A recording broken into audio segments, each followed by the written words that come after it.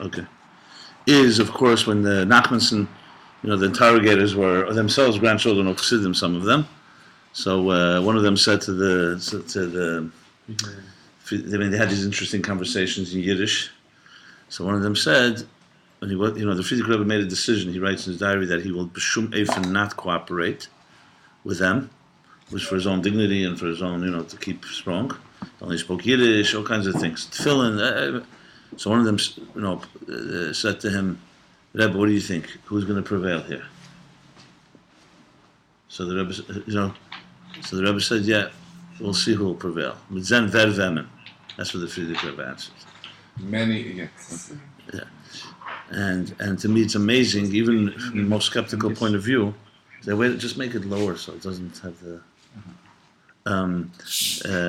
It'd be the biggest skeptic, but bottom line is who prevailed. It's unbelievable. It's like a real, all the miracles aside that we celebrate. Right? No, mitzen ver vemen, not zvenzich. Mitzen ver vemen, which means, like now is 84 years later, and look, we're sitting here, and who prevailed? Their grandchildren don't exist. They were killed, I think, at the end, all of them anyway. And communism has died, at least in the Soviet Union. And we're here. In Tovshin Chav Zayin, the Rebbe asked the question, he said, why is Ayin Beis Tammuz such a big Chag Gevurah? Mele Yutes Kislev was the beginning of a new Shlav of Chassidus, and we know that the Baal Shem Tov of the Maggid told the Alter Rebbe to teach Chassidus more. It means it was a sign. Here the Frierdiker Rebbe writes that it's not just a Lo Eisi Bolvad, not only I was redeemed, but Kol Yisrael, and Kol Chevei Teda, and Kol Shemrei Mitzvah, and Kol Yisrael Sher B'Shem Yisrael Yechuna. The Rebbe said these words. He says, isn't it a little exaggerated? Because the Frierdiker Rebbe and the Chassidim were affected. We say Kol Yisrael, the whole world was affected. The Rebbe's answer was, you won't believe, a very practical answer. He says, because God forbid that the Frierdiker Rebbe had been killed, Chassidus Chabad would have stopped right then, because the Rebbe said it wasn't yet ready for a Mamal Mokim. Because in Tafresh Peizayin, who would have been? It would have died. It would have been in Russia, and there's no one around. The Rebbe wasn't even married yet to the Rebbetzin. The Rebbe said, I think he said, I don't know if he said Malmokim, but he says it was Renkin Hemshech Hadeda. He says it after his Rebbe. I don't know the exact lashon, but clearly he said that so Pasha B'derech HaTeva. So the Pasha B'derech HaTeva, Chabad would have stopped, and when Chabad would have stopped, it wasn't just, in other words, Frierdiker got out of jail and then Chassidim celebrated. The whole, basically, Chabad, and once Chabad would have stopped, basically, essentially Judaism would have stopped from the Rebbe's point of view. That's what he writes. That's what he says. Look at based on Chav Zayin. It's pretty strong stuff. Was it Shabbos Rebbein or was No. It's a tape. Was that the I think it's the middle of the week. Huh? Was that the Niet Nikaf of Rebbein? No, that's Chav Hei. Okay, so we're here, and proudly we're sitting and learning Ayin Beis, father of the Bala Geula, Bal Yem Aledes, is also the Yem Aledes of the Frierdiker Rebbe. Tafresh Mem. What would that be? 131 years. Okay. And I have on my phone, if anyone's interested afterwards, the Niet Nikaf song. Chav Hei? No. The Rebbe kept beginning it and saying the Goyish version. The Persian, which? The Goyish version. Oh, the Haskalah with Hakdama? Not Niet Nikaf, it's different words. Yeah, Nibayusa. Nothing. That's the Yiddish version. Oh, okay. The tune was taken from the Goyim. Okay, fine. So it's a Goyish song. Where'd you get it on YouTube? I just found it one day. You found it on YouTube? I don't even remember where I found it. It's the Pasha. It's a guy singing. There's a whole song with different Russian words. Okay, let's go. We know that. Give me a seltzer, please. So you have to assume that. Daniel. Okay. So now, just for the record, this is the last mimer of Ayin Daled, Vayera. The next mimer is going to be Shavuos Ayin Daled. So technically, the Rebbe Rashab stopped saying the Hemshech after this mimer. So as you'll see, whenever he did those breaks, there's a few breaks like that. The mimer, the Chashashik Dim was just a little. One? No, this is the last one of this second section. The first break. Second break, because the first one was after. The Hemshech began Shavuos Ayin Beis. Yeah. It goes all the way, almost week after week, till Vayera Ayin Gimel. Correct? Let's just look. Yeah. almost to Vayera, meaning basically the beginning of right after Tishrei. Vayera Chaysot, no, I'm sorry. All the way to Vayigash, Ayin Gimel. 31 Maimorim. Then there's a break in the Hemshech. He continues saying Maimorim. We have a Sefer Maimorim Ayin Beis that is not part of the Hemshech. Why is that?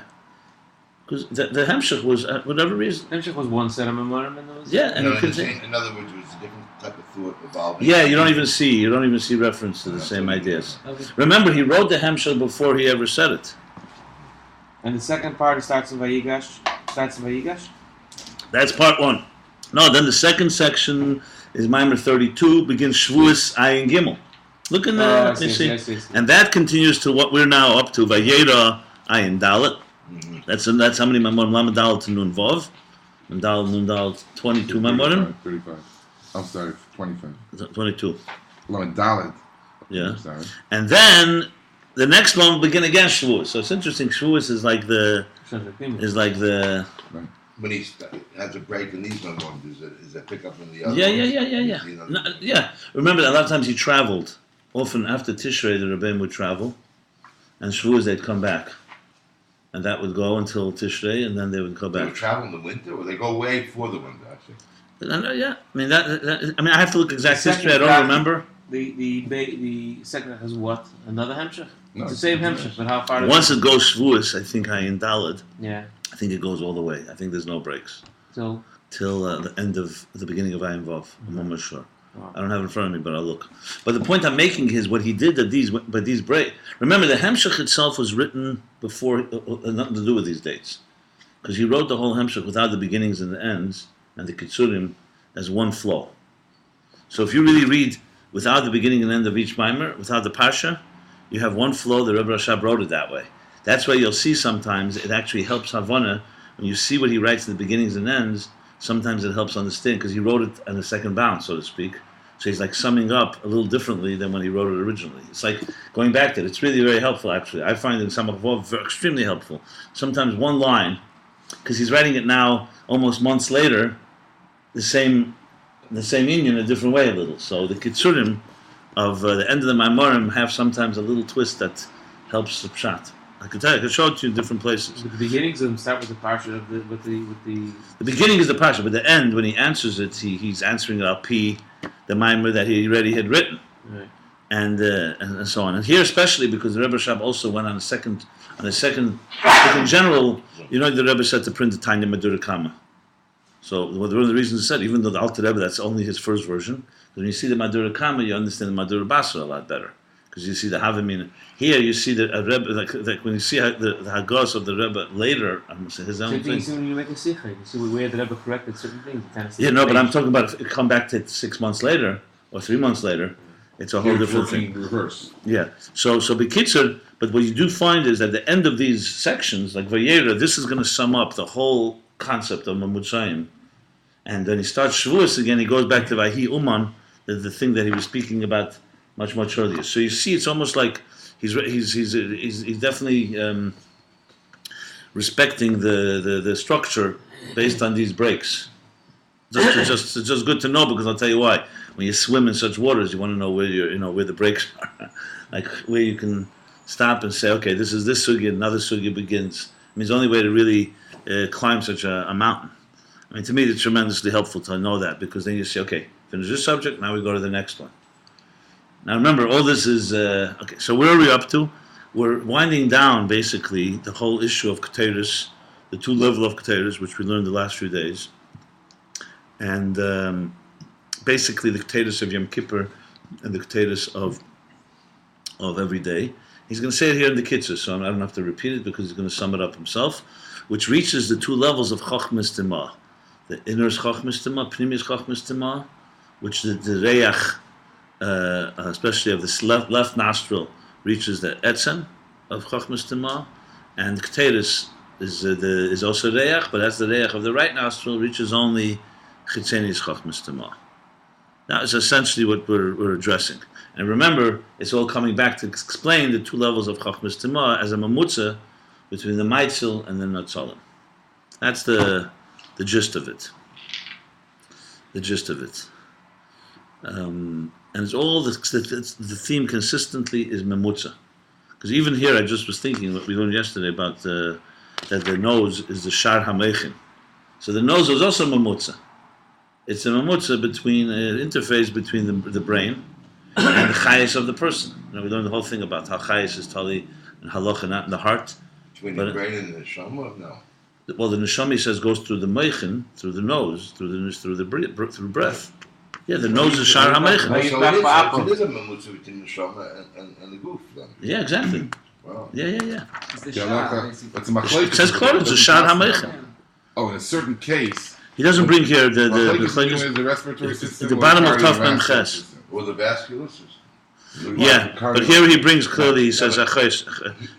He said Over here he mentions that in a certain situation, I forgot which, they're all masking, I think, that it's in a certain situation you buy the gadach like that. Well, here, look at the bottom of page Taf Mem Ches. Pelus that don't machlokes the mission. the other day. Yeah. Two systems, and one is more of a relation to the right nostril, to the behemoth, something. Yeah. Okay, let's go on. Oh, the in chayus in Soita. The in chayus hakel megen dicke chayus about it. Yeah. Over here, there's a machlokes if you buy the gadach chotem or adalev. And I guess over here, which is basically the mission is arguing what is the primary considered live, the respiratory system. Yeah, we discussed it. But his answer at the end is that Chai the Chayin is for sure from the nose. Chai itself is the tfika de lib. I mean, the heart is also connected to the breath. We talked about this at length One there. doesn't work with the other. So what's the Inyan Chayusa different than that? What's the difference between the Gemara and Satan? The Inyan what? Oh, I don't know. I don't know. Okay, we have to look it up. So let's begin. We're at the bottom of page Tofnun Aleph. The Maimer v'Hashem Omer Hamachas Anim Avram Asher Ani Esa. So the pasuk in Pasha V'Yed is saying when the Eibishter decided he's going to destroy Zedayim, and he sends the Malachim then. So he had a consideration. Maybe he's not going to tell Avram Avinu about it. So Hashem, this is one of the most unbelievable psukim I think in Torah. So he wonders to himself, the Eibishter, he's revealing what he's thinking. Hashem says, Hamachas Anim Avram Asher Ani Esa. Am I going to conceal from Avram Avinu what I'm going to do? Why? Because Avram Avram is going to become such a great gadol, a great nation, great and powerful nation. So am I going to conceal it from him? So the Rebbe Shabbos, since the Rebbe is saying what I'm going to do, so it's not some type of concealed thing. How is that gili? The Cholasiyu is Galas Dava. So it's not. So ultimately, it's going to be known. Avram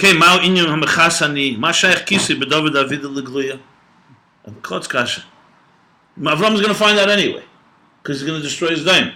So what Pshat Abish is saying? Should I conceal this thing from him? It's going to be found out. It's not like he's concealing something that will always remain a secret. It's going to become habit. Everything that happens is a gili. Maybe Avram would think it's a natural disaster. Okay. Now, obviously, there's a deeper reason, and he's going to answer it. But you could have. Remember that Rebbe Shabbos asking this question doesn't mean there aren't answers in Mefarshim. No, there's an answer. The question is, we know what this is you want to tell him beforehand, not it's after. Like you notify Israel notify America before they're going to do something. They give them that notice. Just one second. Hello. The phone is on? Yeah. And you can see this in Baruch Hashem. Can I call you back because I'm in the middle of a shir, or is it urgent? Right. I understand. I'll call you back like around an hour. Is that good? Maybe less. Okay, good. Thanks. You want to know if the chicken's kosher? No, it's coming from Israel, and I don't want to go into the conversation. Okay, so that's also. Namchas is not that Kosh Baruch is really meaning to conceal it, but it's just a rhetorical question. No. The question is not. Rhetorical question? Yeah, I mean, it is no, isn't it? That's like Kosh Baruch is Namchas is saying one. Should I? Basically, that's what it says. Should I conceal it? Yeah, but what's the Havamina? What's the Havamina? Why? What's the Havamina? And he ended up informing Avram before. No, that we know, but not because he's going to find out anyway. For a different He reason. didn't have to inform him. He's saying the question. No, what's the Havamina? Hashem Amar Chassid could say, "Should I be Megala the Yud Gimel Midas Harachmim," which would have been concealed anyway. Here's the thing, Milsavid, it's going to be revealed anyway. It's going to be happening. It's a davar hashay. It's a very. We don't have to struggle with this. There's deeper things to struggle. This is a simple question. Yeah. Over Medrash Rabbah Amru, the Medrash Rabbah says on this, Harihod Uksiv, Seid Hashem L'Reyav. This pasuk is what it says, Seid Hashem L'Reyav. The Eibishter's secret he gives to his those that fear him. Yirei Hashem. Ve'ein moving, Mawa Seid Hashem Shebezeh. So this just answers the question, Ein moving, what does this say? What's the secret here? Achad Avida L'Gluya. Why is this some type of big secret that Hashem is going to destroy his daim? So in other words, the Medrash just makes the question, compounds the question. It's a pashto thing. What's the big secret? The fact that you knew in advance, so what? V'im mipnei ha'helam shekeda magili. And if the reason is because this is something that's concealed before it was revealed, in other words, the question is, should I reveal it to him before everyone else knows? If that's the whole thing, in other words, that's the shade here, how do you do it? Something that's concealed just a matter of time that's going to be revealed is not real helam.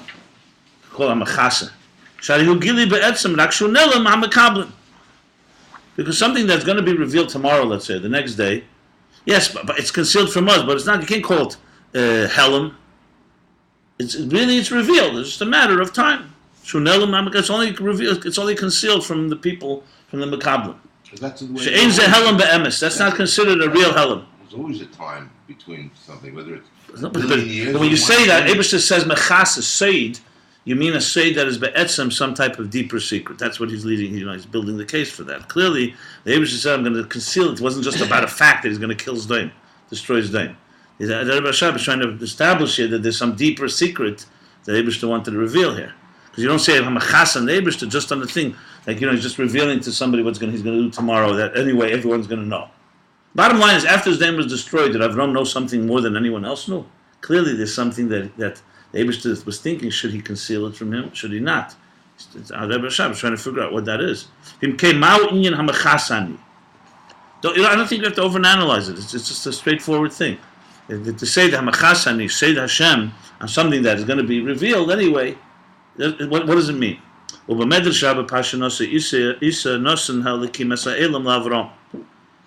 this pasuk, the Medrash Rabbi says that this refers to the Eibishter says that I give the world to Avram Avinu. Shenemer v'Hashem omer hamachasani ma'Avram.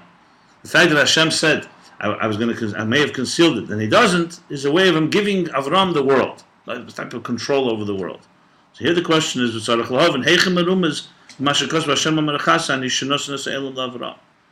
is it hidden? Why does the Medrash bring that pasuk? Where in that pasuk do you see that He gave us the Elam, the world, to Avram Avinu? And what's the b'chlal inyan of giving him the world? What does that mean? What does it mean to give him the world?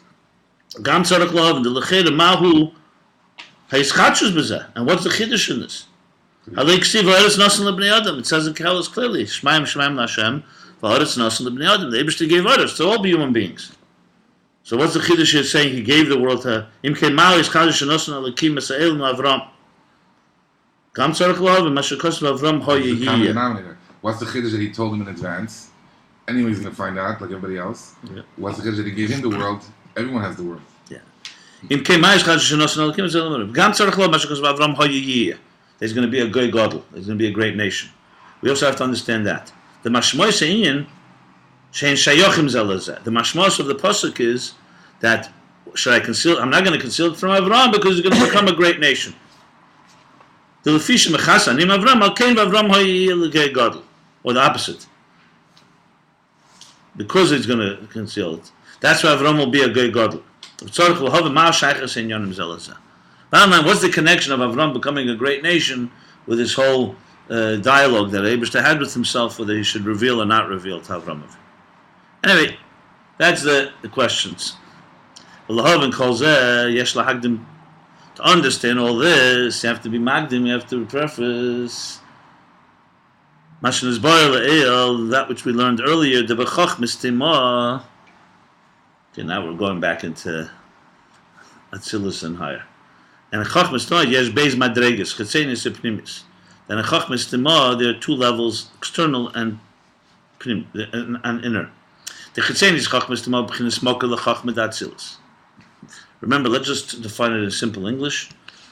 When you say chachma datzilis, chachma gluya, you're talking about conscious chachma.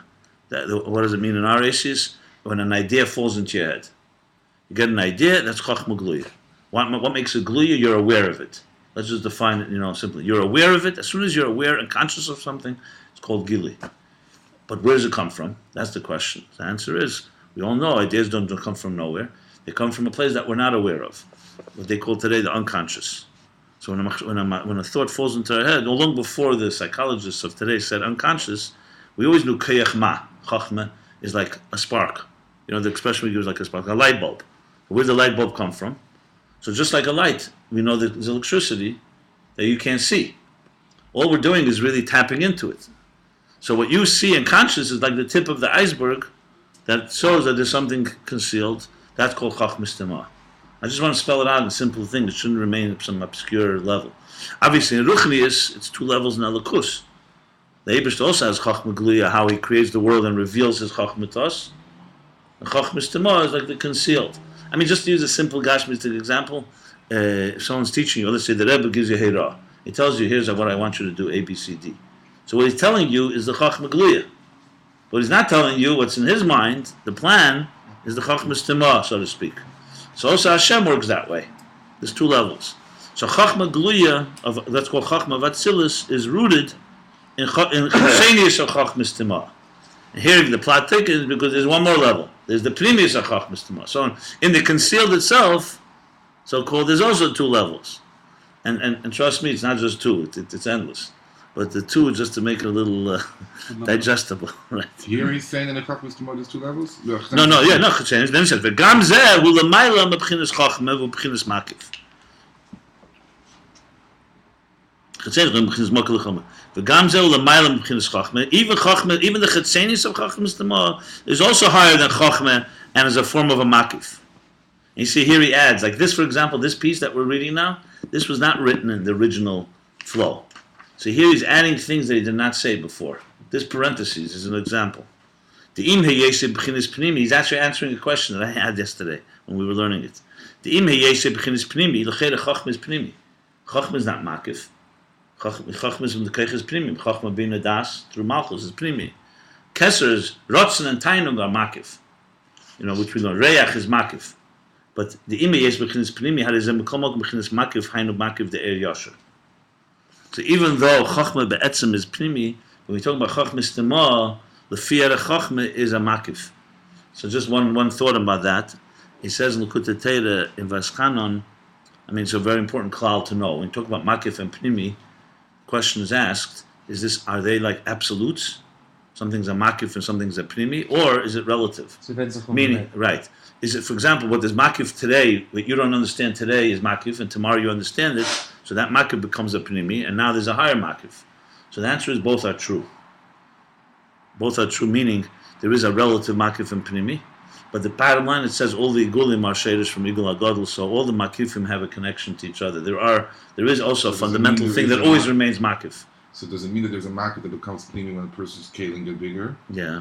And then there is separate from that, there is an absolute makifim? Yeah, exactly. Or are we saying that every makif, even the one that becomes a pnimi eventually, is connected to those igulim? Yeah, the answer is both are right. What I mean by that is there's an element when something is makif, it's like it feeds into all the makifim. But there is a makif be'etzem that never gets into pnimius. There is such a thing. Like even like you say, for example, say Ratzon and Tainuk, they never become pnimiistic. They always remain chai yechida. They always remain makif. When you say the relative, is more like seichel. Yesterday, seichel, your teacher taught you, he was makif by you. Now you. So it's not really. The difference is whether it's atzmis the command. It's an adjective. But the reason by circumstance or makif in essence. Yeah, here but pashtus when you say chachma stema, I'm not really sure which one it is, because it looks like it's both pnimi and makif, because it's a pnimi that you think chachma, but relative to chachma gluya, it's makif. It's actually chachma of arik, and the arik itself is a makif. But then when it goes down it seals to Seder Stalshus, then it becomes a. But the thing is, Chachmas Tema always remains Chachmas Tema. Sure. So know. at that point, it's part of it. In its true form. At that point, it's between. But remember, Arik and Atik. So. But remember the last Pedic. Remember there was a very critical line in the page Tov Mem Tes when he said that the Chaitim, the nose, even though Reich is Makif, but the Chaitim is Ashar the Moichin, not the Makifim. There's a line there, Right. in the middle there. Yeah, no, a little lower. 1 second. Is it bad? Here, like it says, there's 7 lines from the bottom. This is vital. I'll tell you why. Because for the mamutza, it's critical. Remember, the ultimate mamutza is that makif has to come into pnimius. Because if makif remains makif and pnimi remains pnimi, you're back to square one, where there's no bridge. So chaytim, the fact that the nose is both reach, smell, which is makif, but it's a gate to life, which is pnimius, because ultimately breathing, even though it's not like food, food he's talked about, mamish pnimius, you ingest it, but breathing, bottom line, is gives you life. It gives you chayis pnimi. It gives you life. So it's critical to the bridge that you have, that the makif and pnimi have a bridge between the two. So it goes down from makif into a pnimi. It goes to chakma, it seals to the brain. Right. So basically the nose, smell itself is makif, but it's bringing life that comes from chachmas tema and into the pnimius of, because it's giving you chayis. The difference in chayin and chayin. I guess maybe the difference in chayin life and the life of life is the difference in probably pnimi and makif itself. Even though he says there's 2 makifim actually, makif eyash and makif echez. Anyway, let's not. I think it's important also not to get trapped in the semantics. What is makif? Sachakol makif is also a gili, like he says in Tanya in Perik Memches.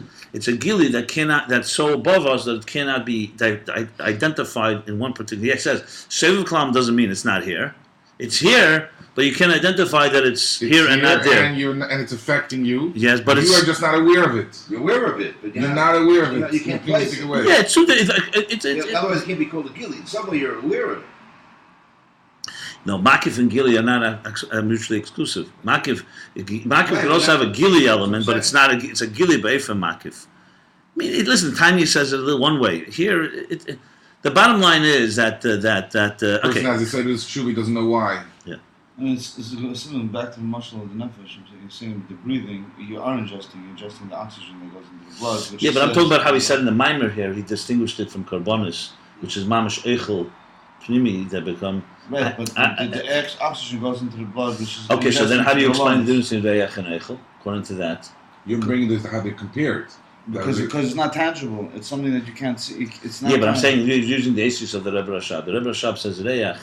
Eichel is mamish becomes dama basur. The reich and goes to the meich is 2 separate things. I'm saying that there's also the aspect of the nose, the breathing. There's 2. I got you. So I'm saying, how would you then, according to that definition, explain the difference between reich and eichel in this maimer? Like earlier, well, he does say one is pnimi, one is makif. So you have to say the even though it's true, it turns into oxygen. It just the fact is it's not enough to live. You have to eat. Oxygen is not enough. Why? Right. Why? Because there is something that food does that oxygen doesn't do. I'm saying he doesn't talk about that, but no, because it's just a carrier. It's a carrier. If you don't have that, you can't carry the rest of the things to the blood. I'm not talking about the gashmis. Why can't we just live on oxygen? Oxygen also is necessary for the blood. What does food do that oxygen doesn't? Because oxygen burns. Oxygen is a fuel. It's not. Oxygen is, right. No, it's not. The fuel gets burnt. Turns into blood, which provides oxygen. The fuel gets burnt to give you the energy. Anyway, bottom line is, I'm sure if you analyze it, one is more pnimi and one is more makif. That's for sure. Because that doesn't mean you don't need the makif for living. Okay. Is it in the unconscious part? Is that part? Is in the brain? It's really a makif, but it's reflected in the brain eventually. Is it really part of the brain which is really? If you learn Ayin Beis right in the beginning, the first few Maimorim, this is what he analyzes in depth and detail. He speaks between Rotzen and the Keiches HaPnimim. The key thing of Keiches Pnimim, I think, to understand Makif, you have to understand Pnimi first. And whatever's not Pnimi is Makif, basically. Pnimi really means a few things. There are a few criteria to call something Pnimi. It has to have a localization, like the eyes. You see with your eyes, you don't see with your nose. That's it. The heart is the one that pumps blood, not the brain, not the liver. That's one thing that's needed. The second thing he talks there is that what's needed is that that the Eir and the Keli all are matched to each other. In Makif, you don't have such a concept. Makif doesn't have an Eir and a Keli that have to be proportionate to each other. In Pnimi, like this, if you put water in this cup, that's a Pnimisdik experience. If the water is too much for this cup, it's not Pnimis. And then he speaks about a few other things that what makes something Pnimi. Pnimi is a relationship like a very has to be local, specific. It's not everywhere. He talks even distinction. Even though, for example, Seichel comes from the mind, and that's Pnimi. Even though you can write, he says clearly that Derech Maiver. It's not Seichel is not the Pnimis in your hand, even though your hand writes an idea, because it's coming from your brain into your hand. Why Seichel is one of the kefis, no? Yeah, but in the mind it's Pnimi. I'm saying the hand is not considered the Kli Pnimi for Seichel. But Rabbi said that because it's a Pnimistic thing, one could be coiled in the other one. Yeah, good. It gets more complicated. Mashenkin, Rotzen, and Tainug don't have any localization. I want something. So whether you want to see, or you want to think, or you want to walk, or you want to talk, the want part is equal. There's no Rotzen is not different when you say, okay, I want to open my eyes now, or I want to taste something. From the Rotzen point of view, it's just a difference of which faculty. But the Rotzen itself is my body that wants it more than another. No, there's no place in the body you can say, here's where Rotzen dwells. Rotzen is always available. As soon as you get whatever reason that you want something, for good or for bad, the Rotzen then looks for a faculty to actualize itself. But it's like, I mean, if you think about it, it's not that complicated if you think about it, let's say, in management. There are people who are dealing with the details, and there are people who will come and manage it from above. That's like a makavdik. Anyway, let's. But in general, Who's the unconscious, though? Unconscious has to be makif from our point of view. First of all, So it's not necessarily in the brain. no. It's a good question. I understand what you're saying, but here he is identifying. Remember, he identifies the avir on top of the crown of the brain. So I would say Chachmas Tema does have an element of Pnimi in it. That's why he's making this. That's why this parenthesis he added. This is because it's Chachmas Tema Sof Kol Sof. I would say, but he's saying like let's use the Zesis. Ime Yesi b'chinas Pnimi as a mekomok b'chinas Makiv v'hainu Makiv de'er Yosher. In other words, even though Chachmas Tema be'etzem is a Pnimisdik thing because it's Chachma, it's not Chesed. It's not unconscious love. It's unconscious mind. So it has a certain Pnimisdik element. But my explanation would be is that, but compared to Chachma Gluya, it's Makiv. That's how I think is what he's saying here. That it's not a Makiv be'etzim in that sense. Then the truth is, you're right. Arich is Rotzen, and Atik is Tainug. And since Chachmas Tema is the Chachma of Arich, so what does that mean? The Chachma of Rotzen. So it's like within Makiv, there's a Pnimisdik unconscious koyach. I mean, look, it's something that needs to be analyzed. I'm just right now learning it here. I'm sure either he'll speak it somewhere here more, or there's some other places that said this. So it has Yeah. I guess it's something that needs to be analyzed. Listen, this is really the understanding of the unconscious. Because unconscious seems to me has both elements to it. It's definitely not Rotzen and Tainug alone. It's not just plain Makif. It's for sure Pnimi. He says it clearly. It's a Koyach Pnimi. Chachma is a Koyach Pnimi. However, the root of I guess you could say it about all the Koyachas. Remember, Keser Rotzen is not just a level of will. Everything begins in Keser. So, in essence, all the Pnimistic Koyachas have a place in their Makif. Okay. Well, you could say that the difference between the unconscious and the conscious is when you have context. In the unconscious, there's no context. It could be anywhere. There's information. I don't know if that would define that. That's one part of it. It's like when you dream. The dream is all coming from all over the place. Right, but the aha moment, when somebody gets into a realization, that's when they have context. That's when they feel they're... For me, I would define unconscious as being like a reservoir of data. Of unbelievable, infinite amount of information, like a reservoir of water. Right. And conscious is the faucet that allows the drops of water to come into our awareness. Another way. And when your faucet opens up a little too much, it starts flowing. If it opens too much, it's basically madness. Because it comes flowing so fast, there's no control over it. We talked about this back then. So l'chein hamshachi adei reich hakteris, and that's why this is why it comes through the reich of kteris. Dafke shai dezeh nimshach b'chinas shemen hameneira. So Chachmas Tema is nimshach. Chitzeni is Chachmas Tema, is nimshach and Chachma de'atzilas. How does it nimshach? This comes through the reich of kteris. In other words, the aveda that draws down from Chitzeni is Chachmas Tema to Chachma Gluya is the scent, the aroma of a kteris, which is mamshich shemen hameneira. In other words, Ketores has to be done before Hatavas Hamanayla. Yeah, that he said that at the beginning, right? The Reach Hu B'chinas Makif. That's one level. Remember, this is a kitzur. So Reach is B'chinas Makif. So B'chinas Makif reaches, the Reach HaKteres reach into the Chochmas Temah Chetzenis and draw down into Chochma Gluya. Omnam is Chetzenis Chochmas Temah, yeah. The Shemen HaMishcha, Shemen HaTeiv is the other one. So here he goes. Omnam B'chinas Pnimius Chochmas Temah. Remember, in the Chochmas, in the unconscious Gufa, there's a Pnimius, like the Pnimius of the unconscious, so to speak. Hu B'chinas Meichid Atika Mamish. B'chinas Pnimius Atik. This already is the Meichim of Atik Mamish. The Pnimius of Atik. V'zel B'chinas Makiv de Er Chezer. This is not Makiv de Er Yosher. This is a Makiv de Er Chezer.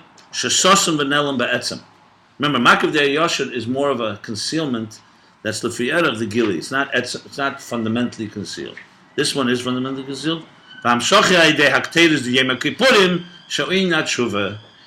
reach to the Pnimis of Chochmas Temah, however, is not enough Reich HaKteres of every day. You need the Kteres that go on the Kedesh Kadoshim, which is the Aveda of Tshuva that we learned, real Tshuva from Ra Gomor, Sholosh Kippur Satmeis, not just the Tev Shebenega, complete that you take from Ra Gomor, because of remember we talked about the intensity that comes from the Baal Tshuva, that he comes from the darkness. Remember the Klal Gadol, the Tzara Meridus HaNefesh Magia L'mayla Me'enig HaNefesh. You hear Mati? This is Klal Gadol, he says, top of Tov Nun. That Tzar HaMeridus HaNefesh Magia L'mayla Me'enig HaNefesh. Always know that. I said that yesterday, in case your day is not going so well, just read that line. Klal Gadol, you see? Line 3. That the fundamental Klal Gadol, like obviously the fundamental principle is the Tzar U'Meridus HaNefesh, the pain and the sadness or the bitterness of the soul reaches deeper than the pleasure of the Nefesh. It's an unbelievable line. There's no Gili, that's why. It creates intensity because it creates that chukka, the hunger. Like he said in Tanya, when you're thirsty, let's put it this way. Pain to the person can kill him quicker than the pleasure that he has can give him life. To kill it, you feel miserable. No, you feel miserable because you're missing something. You hear when you feel miserable, it reaches deeper than when you're happy. Quicker than the pleasure he feels can give him life. And that's manasham. And nechel mina meitze karasi ka. So the ikar is not to We miss you, by the way. Just it's important. The ikar is not Verstehe, dacha. is to be That's the balanced, the- not to be feeling this tzar. Person without any, person with tzar. Last few days. It's interesting. Last few days. I have last night a text. That's it, exactly. Okay, so we stop here, my friends. What are we doing tomorrow? It's a shame that we have to stop. Huh? Ayin Beis times we have to stop. Can you imagine that? No, it's not a stop, it's a hefsek cotton to absorb Did we have a fabrengen tonight? the next level. Tomorrow's Friday morning. Very good observation. So what made you say it stops tomorrow morning? I didn't say anything. Give me the line TGIM. Thank God it's Monday.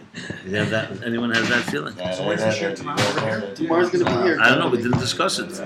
Here. Huh? Simon, could we have it here while If I'm here next week, I'm not going to be here. I'm going to be here.